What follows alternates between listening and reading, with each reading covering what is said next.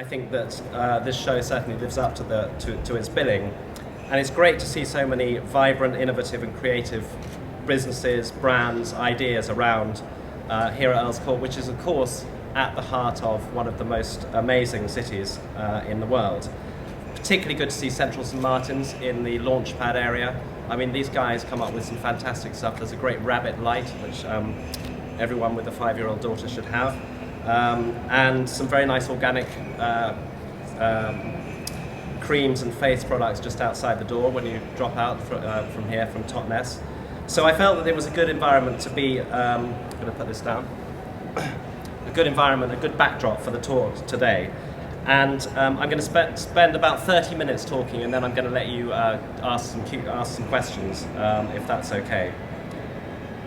There's no doubt in my mind that retail today is more challenging than ever before. And there's also no doubt that it will continue to evolve rapidly as the world in which we live and the way in which we live continue to transform. The economy, our environment, the fast-paced digital revolution all present different and no less compelling challenges and opportunities for modern retailers. As the Greek philosopher Heraclitus, everyone heard of Heraclitus? He said, change is a constant. And today it just feels like that change is happening at an ever-increasing rate. So how we react to the change, how we anticipate it, is critical to all of our success in business. And I must say that despite spending most of my career in larger organisations, I'm a big fan of smaller and in particular family businesses. In many cases they are far more sustainable, economically, socially and environmentally, and are often not restrained or driven by the inexorable tyranny of the city and Wall Street or other so-called backers who are playing their own financial games which are often not in the interests of either shareholders or customers. So today I will try to harness and articulate some of my learnings for the past 20 odd years spent growing consumer-facing branded companies. And I've distilled my thoughts to focus on 4 key themes. Themes which I believe underpin the change which we're seeing in the world today and which will help us all navigate the shifting sands of modern commerce. First and most obviously, but equally a concept that many seem to forget, the importance of a continuous, obsessive focus on our customers. Who they are, how they think, the lives they live, and increasingly how they themselves are coping with the various economic, climatic, and social ups and downs across the globe. For all of us in business, our customer is our revenue stream, our profit or loss, and we underestimate this at our peril. Secondly, authenticity and sustainability. The sustainability of planet Earth is without doubt the issue of our time. Articulated, publicised, and pretty clearly communicated via Al Gore's Inconvenient Truth, the UK Stern Report, and countless other studies, it is incredible how many businesses still just don't seem to give a damn and concentrate entirely on the financial bottom line. Happily, there are an increasing number who do get it, and my conjecture is that many, if not all, of the successful brands of the future will need to be both authentic and sustainable. Thirdly, and not unsurprisingly, much of our present already is and our future will be, and those of you who were at the seminars before, you will have learnt about this. Much of our future will be in cyberspace.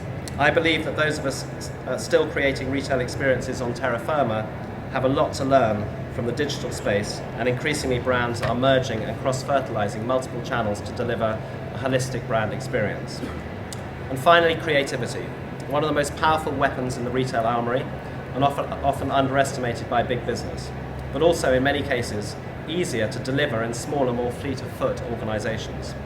My view is that creativity is more and more fundamental to success and plays a huge role in differentiating the winners from the losers. Sometimes it's easy to think only of the smarter, more sophisticated brand experiences when talking about modern retail. But let's not forget the growth of discount retailing, all the more interesting in times of economic hardship. I'm sure you're all familiar with the low-cost retail phenomenon. The Poundland story is very interesting. It was founded in 1990, and as you might expect, everything in the store costs £1. Poundland is designed to sell lots of stuff cheap. They have over 260 stores in the UK, opened 56 new stores last year, increased sales by 30%, have 3 million customers a week, and plans for a total of 800 stores. I'm not sure that they'll be up for any architectural awards, but they sure do understand what their customers want. I spent 5 years as a director of Selfridges in the early 2000s, and our House of Brands idea was built around creating the most amazing place to come and visit, to browse and to shop. Our transformation strategy was, in essence, to translate founder Gordon Selfridge's original vision into the modern day. He was a great pioneer, and many observers thought he was mad when he built the Oxford Street store in 1909, inviting his customers in with the mantra, "Everyone is welcome." He introduced window dressing and annual sales for the first time, amongst many other innovations. He was the quintessential entrepreneur. Fast forward just under 100 years, and our strategy involved working with world-class architects such as David Adjaye and Future Systems, who designed this Birmingham store, as well as dramatic marketing programs which featured Bollywood superstars, Christ the Redeemer on Oxford Street, difficult with the planners, that one, as well as my favourite perhaps, 800 naked people photographed by Spencer Tunick in the cosmetics hall on a Sunday morning. Luckily I didn't have to do that one. I was able to observe. But I mean, this creative strategy helped us double our sales and successfully sell the business for a great deal of money for our shareholders. And it's great to see that success continuing today, in particular with the opening last year of the shoe galleries, and I'm sure some of you have seen that, which have over 100,000 shoes in 30,000 square feet, more even than Imelda Marcos, I think. And last month's Project Ocean promotion really hit the nail on the head with its call to action for brands to move towards greater ethical luxury. It'll be interesting to see how the brands respond to that, but I thought it was brave, engaging, and with genuine cause and a real leadership stance. Anthropologie is another business which cares deeply about its customers. Store design, layout, and visual merchandising are paramount to the overall experience. The 2 stores my team and I launched in London over an 18-month period in 2009 and 2010 are no exception. Our Regent Street store was the second most successful opening in Anthropologie's history. It has almost 150 stores. We missed out to the Rockefeller Center in New York, which wasn't too shabby, I didn't think. Design was critical to our early success, and we started with a very dusty, dark, old building, and I remember going to the roof and poking through it to see if we could break through. In fact, we found an amazing skylight behind it. So we opened up the building and created this incredible atrium filled with natural light. Here we installed a 50-ton cast iron staircase and a 1,500 square foot living wall with over 18,000 plants, which I was in charge of keeping alive, which was tricky, but they were on panels. But what I was very proud of was that the wall was, we managed to figure out a way of feeding the wall with rainwater collecting on the roof, and then we put in organic nutrients to feed it and keep it alive. And the wall was actually grown on panels in a greenhouse just outside Chichester in the UK, so that was good too. The majority of the fit out was constructed from reclaimed materials, and not to be outdone, our visual team created an opening window installation out of 2,500 used tea bags, but they were herbal tea bags, so they smelled fantastic and they looked great. Our second store on the King's Road, not too far from here, was also an exercise in visual and experiential excellence.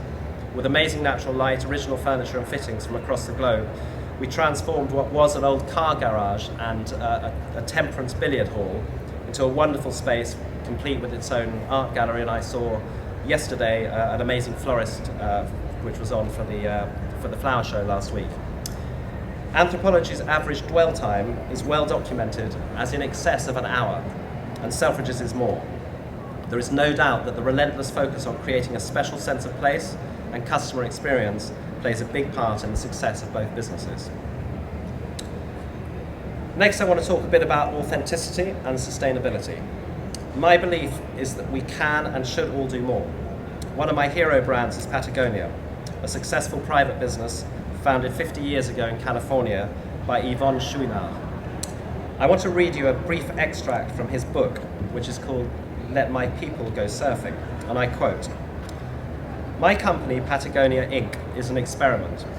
It exists to put into action those recommendations that all the doomsday books on the health of our home planet say we must do immediately to avoid the certain destruction of nature and collapse of our civilization.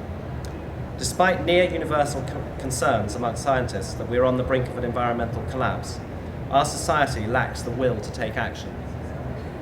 We are collectively paralysed by apathy, inertia, or lack of imagination. Patagonia exists to challenge conventional wisdom and present a new style of responsible business. We believe the accepted model of capitalism that necessitates endless growth and deserves the blame for the destruction of nature must be displaced. Patagonia and its 1,000 employees have the means and the will to prove to the rest of the business world that doing the right thing makes for good and profitable business. End quote.